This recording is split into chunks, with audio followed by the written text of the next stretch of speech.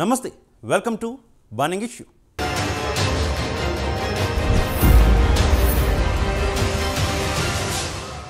ఆంధ్రప్రదేశ్ వాతావరణం హీటెక్కిపోతుందా? కూటమి నిర్వహించబోతున్న చిలకలూరిపేట సభ రాష్ట్ర దశాదిశలను మార్చబోతుందా? ప్రధాని ప్రసంగంపైనే అందరి దృష్టి ఉందా? సారొస్తున్నారు సరే, ఏపీకి ఏం తెస్తారు?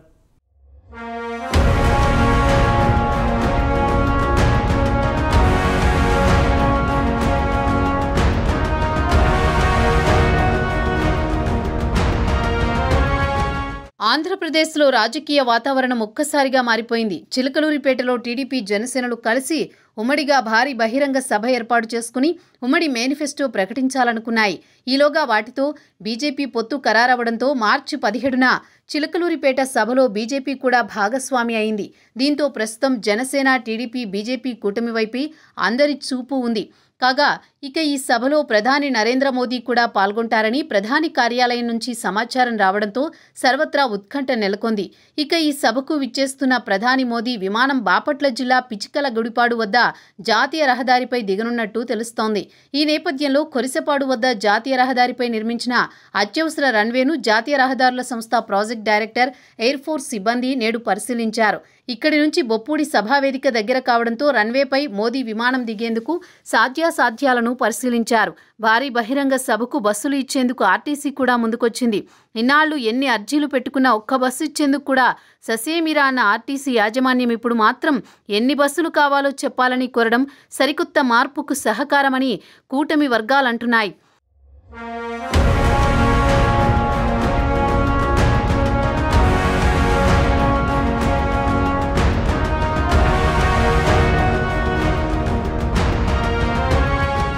ప్రధాని నరేంద్ర మోదీ ఈ సభలో పాల్గొనబోతుండటంతో ఏపీ బీజేపీ నేతలందరూ కూడా సభని విజయవంతం చేసే బాధ్యత తీసుకుని పనిచేయడం మొదలుపెట్టారు. దీనికోసం 3 పార్టీల నేతలతో కలిసి మొత్తం 13 కమిటీలను ఏర్పాటు చేసుకున్నాయి. తాజాగా ఉండవల్లిలోని చంద్రబాబు నివాసంలో ఈ కమిటీల సభ్యులతో నారా లోకేష్ సమావేశమై సభ ఏర్పాట్ల గురించి చర్చించారు. 2014 ఎన్నికలప్పుడు రాజధాని అమరావతికి భూమి పూజ కార్యక్రమంలో నరేంద్ర మోదీ, పవన్ కళ్యాణ్, చంద్రబాబు ముగ్గురు ఒకే వేదికపై కనిపించారు. ఆ తర్వాత కథ అందరికీ తెలిసిందే. మళ్లీ ఇన్నేళ్ల తర్వాత ముగ్గురు ఒకే వేదికపై నుంచి రాష్ట్ర ప్రజలను ఉద్దేశించి మాట్లాడబోతున్నారు. దీంతో ఈ ఒక్క సభతో ఇక ఎన్నికల సంగ్రామం పోరు తారాస్థాయికి చేరబోతోందని రాజకీయ విశ్లేషకులు చెబుతున్నారు.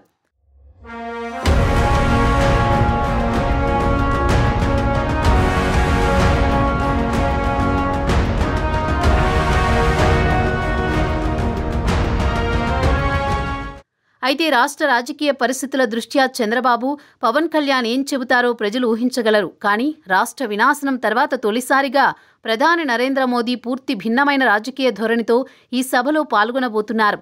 కనుక ఈ వేదిక పైనుంచి ఆయన ఏం చెబుతారనేది చాలా ఆసక్తికరంగా మారింది.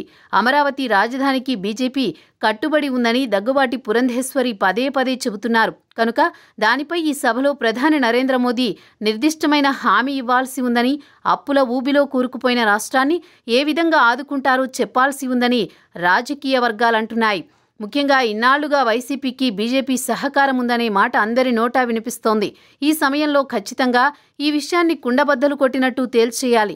వైసీపీ, జగన్ పట్ల బీజేపీ వైఖరిలో నిజంగానే మార్పు వచ్చిందని, దానికి తాము కట్టుబడి ఉంటామని ఆంధ్రప్రదేశ్ ప్రజలకు నమ్మకం కల్పించాల్సి ఉంటుంది. అంతేకాదు, అందుకోసం వివేక హత్య కేసు, జగన్ అక్రమాస్తుల కేసులలో తమ ప్రభుత్వం ఎటువంటి చర్యలు తీసుకుంటుందో చెప్పగలగాలని విశ్లేషకులు అంటున్నారు.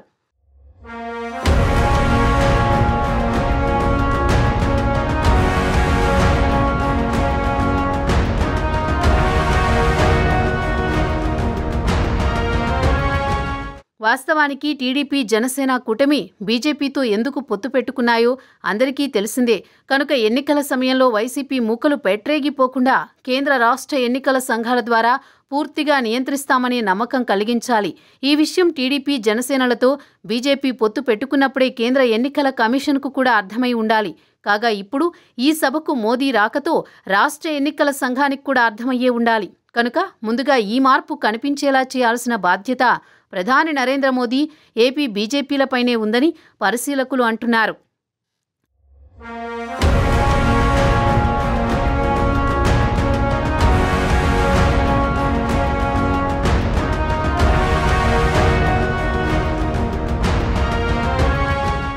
అంతేకాదు Vizag steel plant, Visakha railway zone, పారిశ్రామిక అభివృద్ధి వంటి అనేక అంశాలపై ప్రధాని నరేంద్ర మోదీ ఆంధ్రప్రదేశ్ ప్రజలకు నమ్మకం కలిగించగలిగితేనే ఈ పొత్తులు టీడీపీ జనసేనల ఓట్లు బదిలీ అయ్యే అవకాశం ఉంటుందని విశ్లేషకులు చెబుతున్నారు.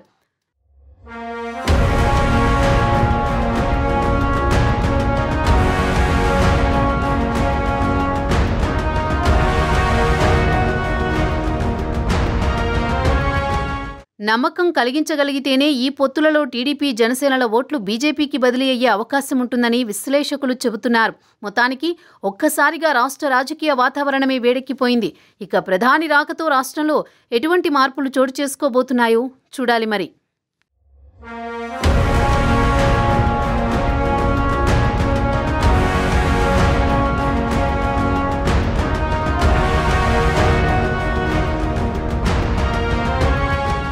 జనసేన టీడీపీ కూటమితో బీజేపీ కలయిక రాష్ట్రంలో నవశకానికి శ్రీకారం చుట్టిందని, ఇక భవిష్యత్ తరాల రక్షణ, రాష్ట్ర అభివృద్ధి లక్ష్యంగా 2024 ఎన్నికల్లో విజయకేతనం ఎగరవేయనున్నారని కూటమి వర్గాలు ధీమా వ్యక్తం చేస్తున్నాయి.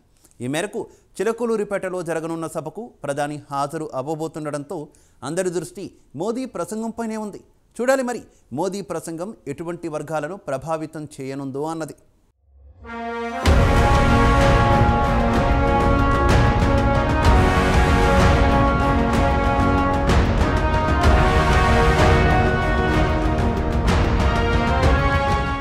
బనంగిషులో షార్ట్ బ్రేక్ తీసుకుందాం.